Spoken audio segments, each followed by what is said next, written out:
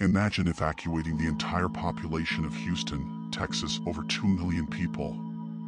Not by plane, not by highway, but on foot. No infrastructure, no GPS, just open terrain and raw survival. Elderly men, pregnant women, newborns, livestock, all trying to move. Fast. Now, place them at the edge of the sea, with impassable granite mountains to the left, mountains to the right, and behind them, the most lethal fighting force of the ancient world. Closing fast. The man leading them has just buried his own son, and he wants blood. You have no weapons, no reinforcements, no exit, and somehow you survive. What you are about to see isn't just a Bible story. It is a logistical impossibility, a forensic mystery that defies the laws of physics. The location matters. This isn't myth. It is measurable. Let's look at the forensics. 3 days earlier, they walked out of Egypt. Conservative estimates put the number between 2 and 3 million people. They weren't soldiers. They were brickmakers. Multi-generational slaves who had never held a sword. And now, they were being led into one of the most hostile environments on Earth. The scouts likely saw it first.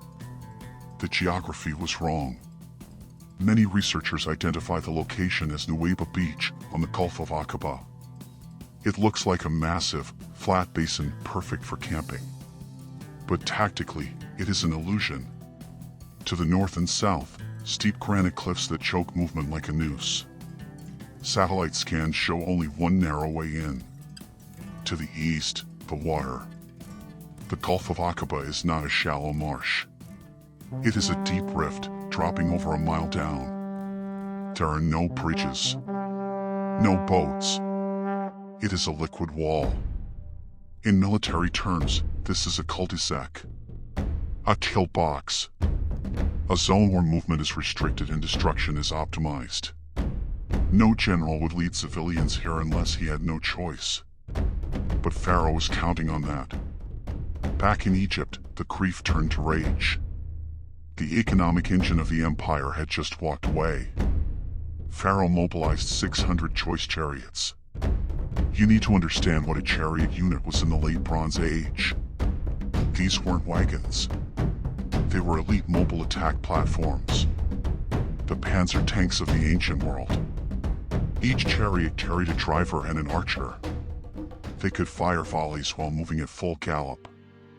Their composite bows were engineered to punch through leather and wood. Against an unarmed crowd of refugees, this wasn't a battle. It was a mobilized execution. The sound alone would have been psychological warfare. The thunder of thousands of hoofs and iron-rimmed wheels shaking the ground miles before they were seen. The Israelites were cornered. Panic spread like a virus. Some turned on Moses, screaming that it would have been better to die in Egypt. And honestly, in that moment, they were right.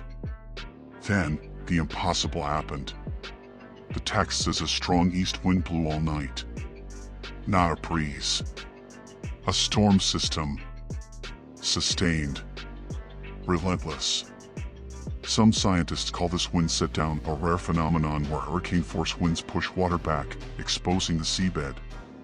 But look at the logistics. Scripture says they crossed on dry ground. Not mud. Think about the physics of deep-sea mud. It creates a suction effect.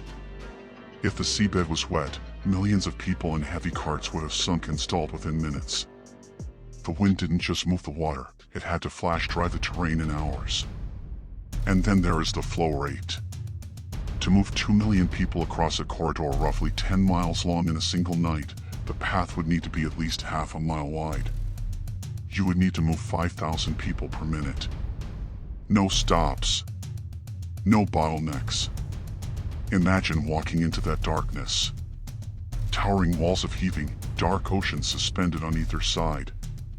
The deafening roar of the wind, the groaning of water held back by an invisible force. Children crying, elderly stumbling.